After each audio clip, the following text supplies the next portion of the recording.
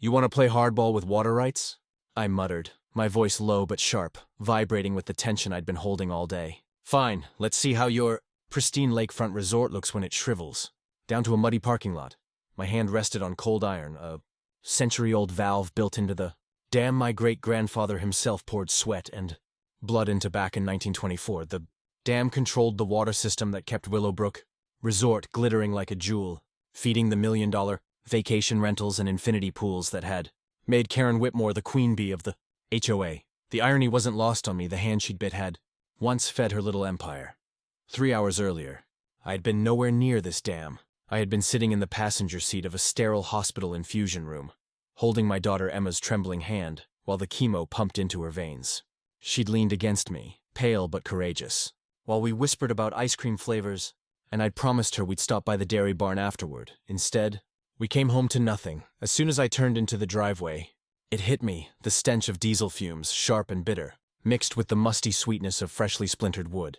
Where my great-grandfather's barn had stood for nearly 100 years, through hurricanes, ice storms, generations of Sullivans, now sat the hulking silhouette of a yellow excavator. The machine crouched amid broken beams like a giant metal vulture feeding on a carcass. Sawdust settled in the air like ashes from a funeral pyre. Emma's thin head rested against the window as she blinked at the ruin. She didn't cry. She had already grown past crying. But in her soft, weary voice she whispered, "Daddy, where's Great-Grandpa's barn?" The words stabbed deeper than any bullet. That barn wasn't a crop shed. It wasn't clutter in the way. It was history. I could smell Dad's old pipe smoke just thinking of it. Hear the rasp of his hands guiding mine over antique tools. See the glint in his eyes when he'd tell me about William Sullivan, the original patriarch who had laid down the first beams with his calloused hands in 1924. Dad made me promise before we lost him 6 months ago. Take care of it, Marcus. It holds more than wood. It holds us. And I had promised. God help me, I had promised. The sight of it crumbled, dumped like unwanted trash, shredded me. I'd failed them. Emma looked at the devastation, and her frail voice cracked. A sound so small, but so devastating. You promised we'd fix it up. You said we'd turn it into my art studio after my treatments. Her eyes glazed with chemo exhaustion, but worse, disappointment. My 12-year-old dreamed of the future every day we spent sickbed to sickbed, and that barn had been our beacon. And now it was splintered beams across the lawn. Before I could gather myself, a burly man jogged over, a hard hat perched awkwardly on thinning hair, clipboard clenched in his hand. His eyes avoided mine. "You Marcus Sullivan?" he asked, voice caught between nervous and indignant. "Sorry about the timing, man. Here's your paperwork." He shoved the envelope toward me and backed away like I was dynamite seconds from blowing. Honestly, he wasn't wrong. The yellowed manila envelope felt like lead in my palm. Official, ominous. Emma's enormous eyes, too wise for 12, studied me closely, already reading the truth in my face. Chemo kids learned that skill. They watched us adults like we were road signs, scanning for detours in worlds constantly collapsing. I split the seal. Red letters screamed off the header, "Emergency Demolition Notice," issued by Willowbrook Homeowners Association, effective immediately due to structural safety concerns and flood risk. They claimed multiple attempts at certified mail and door-to-door notices before action. Lie. A bold, ugly, coward's lie. I'd been home every day this week except today. They had waited. They had planned this specifically for the hours I sat helpless beside my daughter's IV stand. "Daddy," Emma whispered, sharp little detective instincts in her tone. "Did they take pictures first?" She raised her trembling phone and started documenting everything. The posted notice, the rubble, even the excavator's license plate. Always get evidence. That's what they do on TV. Cancer was robbing her hair, her stamina, but not her fire. She was my sharpest ally, even half strength, and I wanted to weep with both sorrow and pride. Across the street, silver-haired Betty Chen burst from her porch, feet flying with surprising speed, her iPhone clutched like a holy relic. "Marcus!" "Oh, honey, I'm so sorry," she panted, shoving the phone toward me. "I saw them, last week. Karen and 2 men with survey tools, measuring your property, whispering about maximizing lakefront access for premium rentals." Betty swiped, showing me photo after photo. Karen Whitmore in a smart suit standing smug and patient on my soil, pointing from the barn to the shoreline like she already held the deed. The surveyor's measuring wheel, the architect's tablet glowing with property blueprints. Timestamps said Tuesday. This wasn't emergency safety. This was calculated theft. Behind Betty, the neighborhood gathered like jurors, some horrified, some unwilling to look directly at me. Mrs. Patterson covered a trembling mouth. Mr. Kim muttered curses. But the Hendersons? They shut their door and vanished, already picking their side. I walked to the remains like a pilgrim to relics, slid my palms over the jagged splinters until I found what I knew would be there. A beam. Scarred but intact, initials carefully carved. W.S. 1924, my great-grandfather William Sullivan. A man who built with permanence in mind. A man whose blood surged in mine. Suddenly I could almost see him again. Shirt sleeves rolled high, sweat dripping, but purpose blazing in his arms as he built that barn for generations he'd never meet. Daddy. Emma's small body leaned against me, her bald head pressing into my side. Her thin arm held a chunk of the carved timber, her little finger tracing William's initials. He built this for us, and they just threw it away. My throat closed, but my voice rasped steady. I don't know every reason yet, sweetheart, but we're going to find out. As anger mixed with grief, something inside me hardened. Dad's death had left me hollow. Emma's illness drained the air around me every day. But now, beneath the weight of loss, purpose rooted deep. Karen Whitmore thought she had broken a man too beaten by life to fight back. She was about to learn that desperation has sharp teeth. I pulled out my phone, snapping photos of the rubble, the emergency posting. Every inch of the excavator left like a conquering flag. If they wanted to play paper games, I could play harder. Then a shadow joined mine. Tank Rodriguez, 3 houses down. Marine veteran. 3 tours overseas, now a contractor whose voice carried steel. He moved with the steady certainty of someone who protected his ground. Brother, he rumbled, his gaze sweeping the scene with sharp precision. I saw it all. This is some serious... He crouched over the wreck, hands steady and sure. That was old-growth timber. Hand cut. That barn wasn't a hazard. It was treasure. You don't bring in equipment like this unless you want to send a message. He lifted a broken beam, rolling it in his grip like weighing judgment in his hands. Tank's voice dropped, his eyes locking into mine. Look at this. They didn't just knock it down. They pulverized it, made sure you couldn't rebuild with the original materials. This was personal. Betty squeezed my arm. There's something else, Marcus. I heard Karen on the phone with someone yesterday. She was saying something about Phase 2 expansion and needing to acquire the Sullivan property within 90 days before the summer season. She didn't see me watering my flowers, but I heard every word. Phase 2 expansion. That explained everything. Karen didn't just want my barn gone. She wanted my entire property. The barn was just the opening move. I looked around at my neighbors. Some supportive, some curious. Some already disappearing back into their houses to avoid getting involved. This wasn't just about property lines or HOA regulations. This was about whether our community would stand up to bullies or let them destroy everything decent people had built. Emma tugged on my shirt. Daddy, what's that? She was pointing to something half buried in the rubble. I moved some broken boards and found a metal lockbox, dented but intact. It had been hidden in the barn's old tool cabinet and somehow survived the demolition. The lock was broken, and inside were yellowed photographs and documents that made my hands shake. Pictures of my great-grandfather standing beside the barn when it was newly built. Shaking hands with men in suits. Construction photos of some kind of water system, and at the bottom, a folded paper that looked official with county seals and formal signatures. I looked at the demolition notice again, reading the fine print. Immediate compliance with mandatory safety upgrades. Required estimated cost $75,000 failure. To comply within 30 days will result in additional enforcement. Action $75,000, that was more than I'd made in the last 6 months. Between taking care of Emma and the medical bills, Karen knew exactly what she was doing. She was trying to force me out through financial pressure. But as I held those old documents from the lockbox, I realized she might have made a mistake. She'd been so focused on destroying the barn that she'd missed what was hidden inside it. Come on, Em, let's go inside. I helped Emma up the front steps, her small hand cold in mine. She was getting weaker, and Dr. Hernandez had warned us that the next few months would be crucial. The last thing I needed was a war with the HOA, but apparently that's what I was getting. I settled Emma on the couch with her iPad and a blanket, then stood at the window, staring at the ruins of my great-grandfather's barn.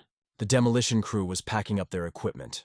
Job done, probably eager to get home to their families. The excavator operator looked back at me once, and I saw something like regret in his face. He was just doing his job, following orders, but he destroyed something that could never be replaced. That barn had weathered the Great Depression, World War II, the moon landing, 9/11 and everything in between. It had survived everything except Karen Whitmore's ambition. But as I spread those mysterious documents on my kitchen table, I began to suspect that my great-grandfather had been smarter than Karen gave him credit for. William Sullivan had built things to last. And maybe, just maybe, he'd built in some protections that a power-hungry HOA president hadn't counted on. The basement smelled like Dad's pipe tobacco and old secrets. I'd been avoiding it since the funeral, but Betty's words about old-timers being smart kept echoing in my mind. Dad had been a methodical man, a keeper of records and family history. If there was something Karen didn't know about our property, it would be down here among the boxes and filing cabinets that held 4 generations of Sullivan history. I started with the obvious stuff: property deeds, tax records, insurance policies, standard homeowner documentation that told the story of steady, responsible ownership. But then I found something interesting. A heavy metal box tucked behind a stack of my old college textbooks. The lock was rusty but still functional. I remember Dad showing me this box once when I was about Emma's age, saying it contained important family documents, and that someday I'd need to know what was in it. The key was exactly where Dad said it would be, taped to the underside of his workbench. Inside the box, wrapped in oiled cloth like some pirate treasure, were documents that made my hands shake. A hand-drawn map of the entire water system, dated 1924, showing every pipe, every valve, every connection between the lake and the surrounding properties. At the bottom, in my great-grandfather's careful handwriting, W. Sullivan, Chief Water Engineer, Willowbrook County Water Trust. The second document was even better. A contract between William Sullivan and the county granting the Sullivan family perpetual water easement and emergency management authority over the entire lake system. It was signed by the county commissioner, the state water authority, and witnessed by 3 prominent local businessmen. The language was formal, old-fashioned, but the meaning was crystal clear. My family had legal authority over the water rights that fed Karen's precious resort. "Holy shit," I whispered, then immediately felt guilty for swearing in Dad's sacred space. But this was huge. This changed everything. Karen thought she held all the cards because she controlled the HOA, but she'd been playing with an incomplete deck. My great-grandfather had been the guy who designed and built the dam system that created the lake in the first place. He wasn't just some farmer who happened to own land. He was the chief engineer who'd made Karen's resort possible. I found a third document that made me smile for the first time in days. A letter from the county commissioner dated 1925 thanking William Sullivan for his continued service to the community and confirming that water, management responsibilities and authorities shall pass to his heirs in perpetuity. The letter specifically mentioned the emergency water control valve located on the Sullivan property, noting that it was essential for flood control and community safety. Emma appeared at the top of the basement stairs, rubbing her eyes. "Daddy, what are you doing down there?" She looked pale but alert, her chemo medication making her sleep schedule unpredictable. I climbed the stairs and showed her the documents, explaining what they meant in terms she could understand. Her eyes got wide when she realized what we'd found. So great-great-grandpa was like the boss of the whole lake. Emma's voice was stronger than it had been in weeks. "That's so cool. Does that mean we can tell Karen she can't have our land?" Out of the mouths of babes, Emma had cut right to the heart of the matter. "It means we have options, sweetheart. But first, I need to have a conversation with our dear HOA president." I helped Emma back to bed, then sat at my kitchen table with the documents spread out like battle plans. Karen had called an emergency HOA meeting for tomorrow night, probably to discuss ongoing community safety concerns and my failure to comply with mandatory safety upgrades. She was expecting me to show up defeated, maybe even ready to sell. The next evening, I walked into the community center with a manila folder under my arm, and Emma beside me. I'd asked Tank to stay with Emma during the meeting, but she'd insisted on coming.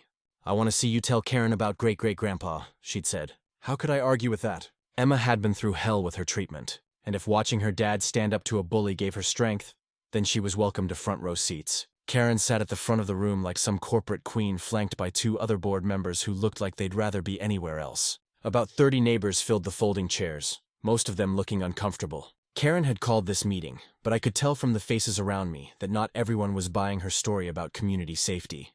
I stood up, Emma's hand squeezing mine for luck. "Thank you for that creative presentation, Karen. I especially enjoyed the part where you called my great-grandfather's barn an unauthorized structure.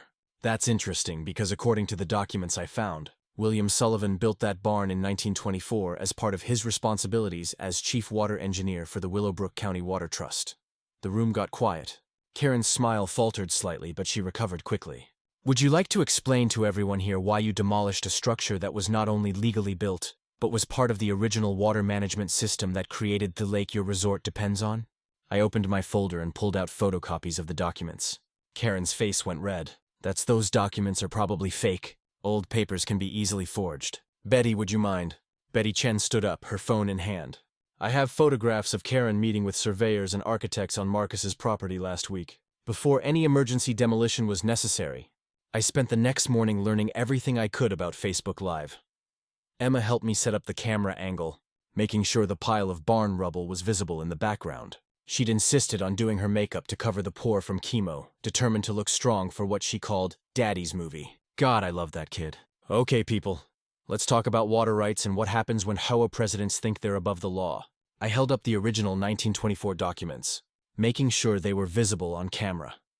My name is Marcus Sullivan, and 3 days ago, the Willowbrook HOA demolished my great-grandfather's barn while I was at my daughter's cancer treatment. They called it an emergency demolition for community safety.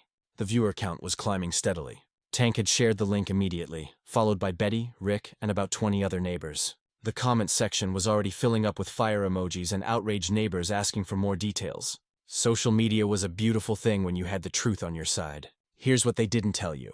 I walked closer to the camera, the demolished barn forming a perfect backdrop. William Sullivan, my great-grandfather, was the chief engineer who designed and built the entire water system that created this lake. He held perpetual water rights that passed down to his heirs. That's me. That's my daughter Emma, who's sitting right over there looking gorgeous despite what Kimmo's trying to do to her.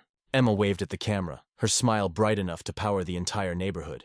The comments exploded with heart emojis and messages of support. People love an underdog story, but they love an underdog story with a sick kid and a demolished barn. Now, some of you might be wondering why the HOA president would risk legal action to tear down a historic barn. Well, let me read you something interesting. I pulled out Rick's flash drive and read directly from the printed emails. Karen Whitmorito Investor Group. Phase 2 expansion requires lakefront access. The Sullivan property is the key. Barn demolition is scheduled for Thursday during his daughter's treatment. Emergency clause gives us legal cover. The viewer count hit 10,000. The comments were coming so fast I couldn't read them all, but the general sentiment was clear. People were pissed. Karen had made a crucial mistake. She'd messed with a single dad and his sick daughter in the court of public opinion that was unforgivable. So, here's what I'm going to do, I said, walking toward the lake. Those water rights my great-grandfather secured. They include emergency management authority over the entire lake system, including the water flow to Willowbrook Resort. I stopped at the fence line where Karen's property began. You can see the resort over there. All those expensive boats and lakefront cabins. Beautiful place. Runs entirely on the water system my great-grandfather built. I turned back to the camera. I'm not going to do anything illegal. I'm not going to do anything destructive. But I am going to exercise my legal rights as water trustee. And Karen Whitmore is going to learn that actions have consequences. The video ended with me walking back toward the camera. Emma joining me, both of us standing in front of the demolished barn. The metaphor was perfect. Destruction behind us, determination ahead of us. In 12 hours, the video had 15,000 views and 847 shares. The local Facebook groups were on fire with discussions about HO overreach and water rights. Karen's response came within 24 hours. A certified letter from Hartwell and Associates, threatening me with lawsuits for defamation, privacy violation, and inciting community unrest. The letter demanded that I remove the video and issue a public apology. It also included a formal complaint she'd filed with the county about unauthorized modification of water infrastructure, even though I hadn't touched anything yet. That afternoon, I decided to test the waters, literally. I walked out to the dam valve system. Emma beside me with her iPad to document everything. The valve was exactly where the 1924 map said it would be, hidden behind a small maintenance shed that most people probably assumed belonged to the county. The black SUV appeared in front of my house at 6 a.m. on a Tuesday, like some ominous harbinger of Karen's escalating desperation. Professional security, complete with tinted windows and a guy who looked like he bench-pressed small cars for fun. By noon, there were cameras mounted on utility poles with clear sight lines to me front door, backyard, and the path to the lake. Emma peered through the living room curtains. "Daddy, why is that man just sitting there?" "Karen thinks she can intimidate us into submission," I explained, trying to keep my voice calm despite the fury building in my chest. "She's about to learn that Sullivan men don't intimidate easily." The cameras were just the beginning. By Thursday, every neighbor had received a professionally printed pamphlet titled Marcus Sullivan, a threat assessment. 8 pages of carefully crafted propaganda designed to make me look like a dangerous radical. The cover featured a photo of me from the Facebook Live video, but edited to look sinister with text overlay reading, "Water Terrorist" in bold red letters. Hank brought me a copy, his face grim. "Brother, this is some next-level psychological warfare. She's got fake testimonials from concerned citizens, quotes from structural engineers about flood risks, even a timeline of your escalating anti-com community behavior. Professional job cost her serious money." The pamphlet was masterfully crafted, lies wrapped in legitimate-sounding concerns. It mentioned Emma's illness, suggesting that my emotional instability due to family stress made me unpredictable and potentially dangerous. It included quotes from neighbors I'd never spoken to, expressing fears about their property values and family safety. Most damning, it featured a section about radicalization through social media that made my Facebook Live video sound like terrorist recruitment. The social isolation was immediate and brutal. Emma's friend Zoe didn't show up for their weekly art session. When Emma called, Zoe's mom answered with a cold, clipped voice. "I'm sorry, Emma, but Zoe can't play anymore. Your father's behavior has become concerning to many families in the neighborhood." Emma hung up and turned to me with tears in her eyes. Mrs. Peterson said, "I can't play with Zoe anymore because you're dangerous. Am I not allowed to have friends now?" That was the moment Karen made her biggest mistake. She'd gone after my daughter. Not her property, not her father's health, but her friendships. Her 12-year-old social life during the most difficult period of her young life. I felt something snap inside me, a cold rage that made the damn valve seem like a child's toy. "Emma, listen, Tome," I said, kneeling to her level. "Some people are scared of the truth. They're scared of standing up for what's right. Mrs. Peterson isn't a bad person. She's just scared. But we're not going to let scared people decide what's right and wrong." That afternoon, I discovered Karen's legal masterpiece, a 47-page petition to the county court requesting eminent domain seizure of my property. The document was a work of art, complete with professional photographs, fabricated engineering reports, and testimonials from concerned citizens about the public safety hazard my property represented. The petition claimed my property was essential for community flood control infrastructure improvements, and that my refusal to comply with safety regulations threatened the entire neighborhood. It included cost estimates for essential upgrades totaling $2,300,000 funded through emergency community assessments that would mysteriously exempt Karen's resort properties. But the most insidious part was the medical angle. The petition included a section about ensuring emergency access for vulnerable community members, specifically mentioning families with medical emergencies who require rapid evacuation routes. It was a beautiful manipulation using Emma's cancer treatment as justification for stealing our land. Tank appeared at my truck window, followed by Betty, Rick, and about 12 other neighbors I'd never expected to see together. Tank spoke for the group. "Marcus, we've been talking. This pamphlet thing is, and we all know it. Karen's gone too far." Betty stepped forward with a folder full of documents. "I've been doing research. Karen's resort business has been reporting losses for tax purposes, but her social media shows constant bookings and luxury renovations. I think she's committing tax fraud," Rick added. "The hardware store sees everything. Karen's been buying surveillance equipment, printing supplies, and paying cash for everything. She's also been asking weird questions about water shut-off valves and emergency access codes." The call came at 3:17 AI, jarring me from the first decent sleep I'd had in weeks. Dr. Hernandez's voice was professionally calm, but I could hear the underlying urgency. "Marcus, you need to bring Emma to the hospital immediately. Her blood work from yesterday shows some concerning changes." Emma was already awake, sitting up in bed with that uncanny intuition that sick kids develop. "Is it time, Daddy?" she asked simply.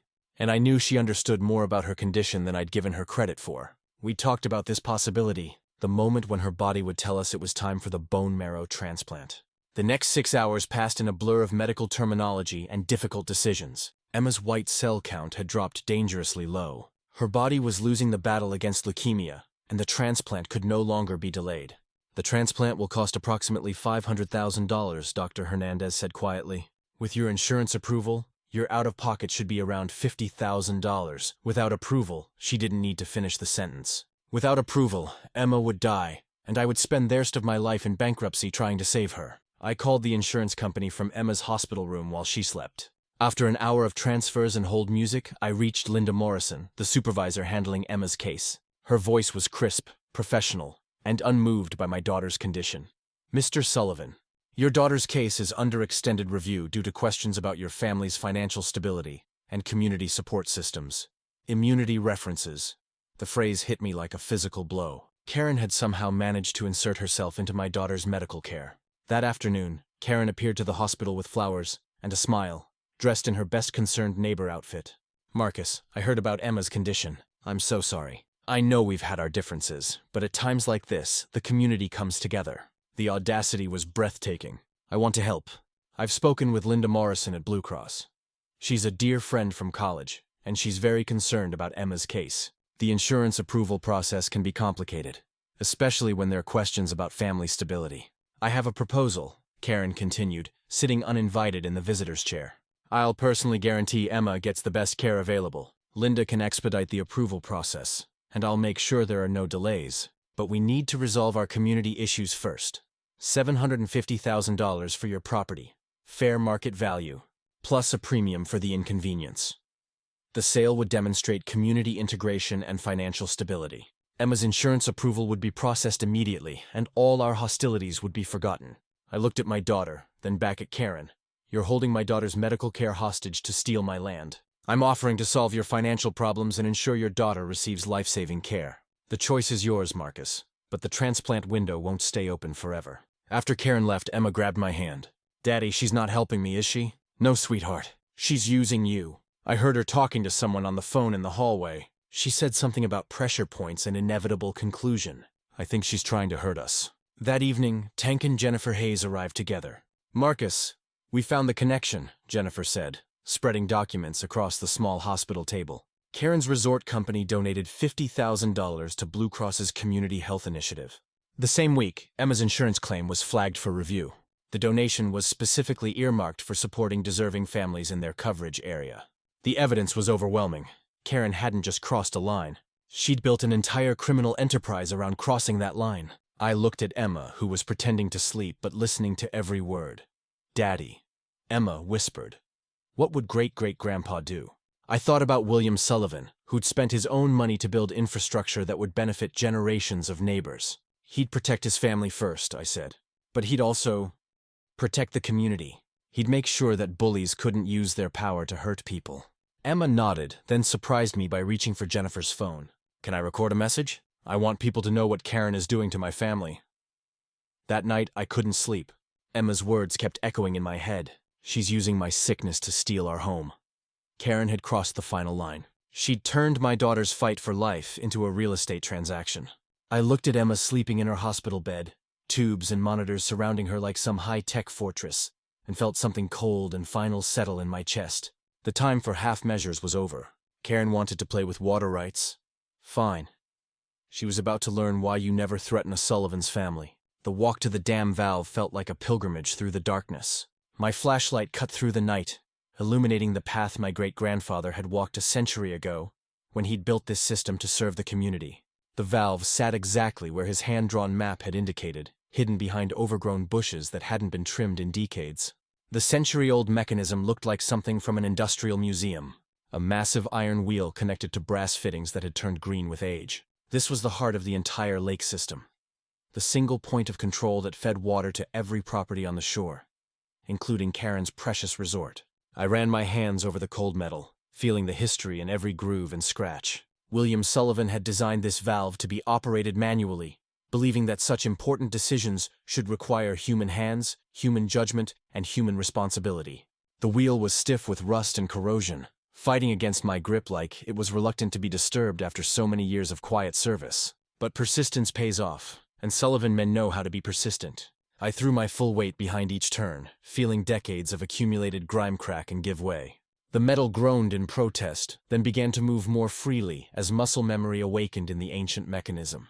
This wasn't just about water pressure anymore. This was about sending a message that some things, family, dignity, a child's right to live, are not negotiable. I thought about Emma fighting for her life, while Karen played politics with her medical care. I thought about William Sullivan, who'd built this dam to serve his community, and Karen Whitmore, who was trying to steal it to serve only herself. Each turn of the wheel felt like justice, like the universe finally balancing scales that had been tilted too long in favor of bullies and corruption. The valve turned completely closed with a final satisfying click that echoed through the night air like a judge's gavel. The silence that followed was profound. No more water is flowing through the ancient pipes. No more feeding the system that sustained Karen's empire.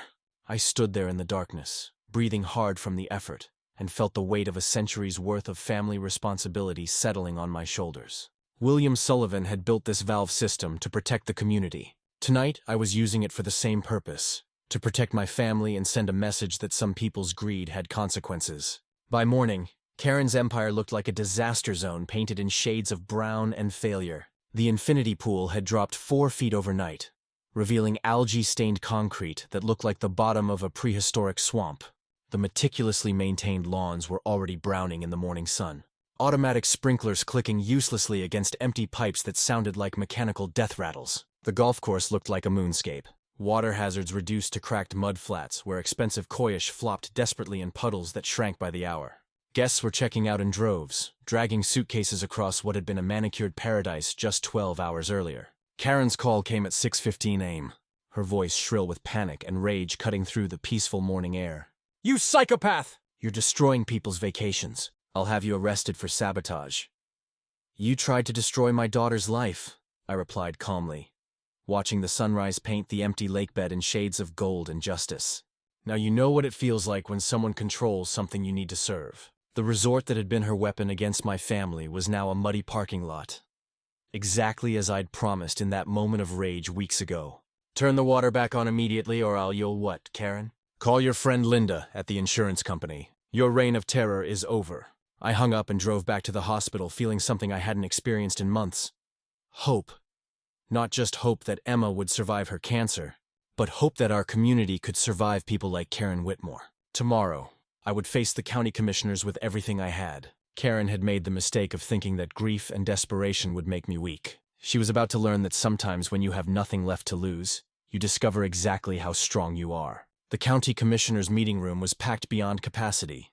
Word had spread through social media about Emma's video message, and the story of a HOA president holding a child's medical care hostage had ignited something primal in the community. Jennifer's livestream had over 8,000 viewers before the meeting even started. Emma sat beside me in her wheelchair, wearing her favorite purple dress and a baseball cap that read, "Team Sullivan," a gift from Tank's Marine buddies who'd driven 3 hours to show support. She'd insisted on attending despite her weakness, saying, "Great-great-great-grandpa would want me to be here." Karen arrived with an entourage that looked like a corporate board meeting. 3 lawyers, 2 men in expensive suits who were probably investors, and a woman with a briefcase who kept checking her phone. Karen herself was dressed in a conservative business suit playing the role of concerned community leader. Commissioner Bradley called the meeting to order.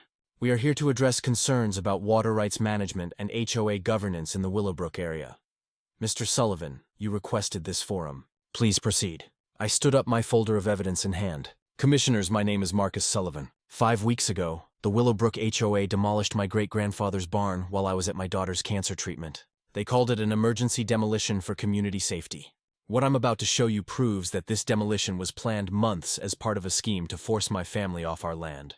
I started with a timeline. Karen's secret property surveys, the fake emergency demolition notice, the impossible financial demands. I showed them the original 1924 water rights documents, the county contract establishing my family's perpetual easement, and the evidence of Karen's planned Phase 2 expansion.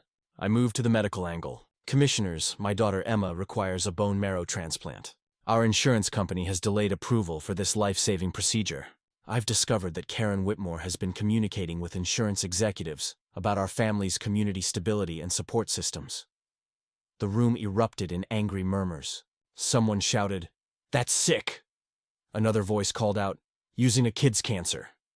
I played Emma's recorded message, her 12-year-old voice filling the room with quiet dignity. "My name is Emma Sullivan. I have leukemia and I need a bone marrow transplant to live. Mrs. Whitmore is making my daddy choose between saving me and saving our family's land. She's using my sickness to steal our home. That's not fair and it's not right." The silence that followed was deafening. I could see tears in the eyes of several commissioners and audience members. Karen's face had gone pale, her carefully constructed image crumbling in real time. "Furthermore," I continued, "I've discovered that Karen Whitmore has been systematically violating federal water management regulations. Her resort has been drawing water beyond permitted limits, and she's made unauthorized modifications to the intake system that feeds her property." I presented EPA inspection reports that Jennifer had obtained through Freedom of Information Act requests. These violations have been ongoing for 3 years, resulting in environmental damage and potential federal criminal charges. Commissioner Martinez spoke up. "Miss Whitmore, would you like to respond to these allegations?" Karen stood up, her composure finally cracking. "Commissioners, Mr. Sullivan is emotionally unstable due to his family situation. He's been threatening our community's water supply. making dangerous modifications to essential infrastructure. I've been trying to protect our neighborhood from his increasingly erratic behavior. Erratic behavior. I pulled out my phone. Commissioners, I'd like to play some audio recordings. These are legal under our state's single-party consent law. The first recording was Karen's voice, crystal clear. Marcus needs to understand that community cooperation affects everything. Property values, insurance approvals, even medical care priorities. Families who work with the HOA receive better support during emergencies. The second recording was even more damning. Linda, it's Karen about the Sullivan insurance claim. The family's community integration is questionable. They've been resistant to neighborhood improvement initiatives, and there are concerns about their stability. An extended review might help them understand the importance of community cooperation. The room exploded. Commissioners were shouting over each other. Audience members were on their feet, and Karen's lawyers were frantically whispering in her ear. But Karen herself was having what could only be described as a complete breakdown. "I was protecting this community," she screamed, her voice echoing off the walls. "After I lost my son, this place became everything to me. I won't let anyone destroy what I've built." And then she said the words that sealed her fate. "If Marcus Sullivan thinks he can use his sick daughter to manipulate this community, he's wrong. I've worked too hard to let one emotional father destroy everything I've built." The room went completely silent. Even her lawyers were staring at her in horror. Emma reached for my hand and squeezed it tightly. Commissioner Bradley's voice was cold as sis. "Miss Whitmore, did you just admit to using a child's medical condition as leverage in a property dispute?" Karen realized what she'd said, but it was too late. The damage was done. Recorded live on Jennifer's stream for 12,000 viewers to witness. The dominoes started falling within 48 hours of the commissioners' meeting. The FBI opened a federal investigation into Karen's water rights violations and public corruption. The state attorney general's office launched a tax fraud investigation. The county revoked her HOA leadership position and placed the entire board under supervised reorganization. But the sweetest victory came from an unexpected source. Linda Morrison, the insurance supervisor who'd been delaying Emma's treatment, called me personally to announce that Emma's bone marrow transplant had been expedited to priority status and would be fully covered. Blue Cross had decided that its community health initiative needed to avoid any association with medical extortion. Emma's surgery was scheduled for the following Monday.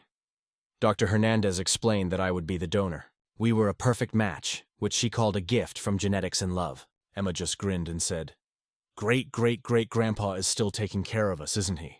Karen's resort empire began crumbling immediately. The EPA filed federal charges for environmental violations, resulting in massive fines that forced her to liquidate assets. The tax fraud investigation revealed that she'd been hiding income for 3 years, leading to criminal charges and seizure of her properties. But the final blow came from her own investors. The viral video of her breakdown had damaged her reputation beyond repair. The investors pulled out, demanding immediate repayment of their loans. Within 2 weeks, Karen was forced to sell everything she owned to cover her legal fees and financial obligation. Emma's surgery was a complete success. The bone marrow transplant went perfectly, and within 6 weeks, her blood counts were normal. Her hair started growing back, curly and red like her mother's had been. She insisted on celebrating by painting watercolors of the lake, saying she wanted to remember why great-great-grandpa built this for everyone. The county commissioners voted unanimously to accept the water rights transfer outlined in William Sullivan's will. When the son had gotten SIG, a lake system became a public trust managed by an elected board of community residents.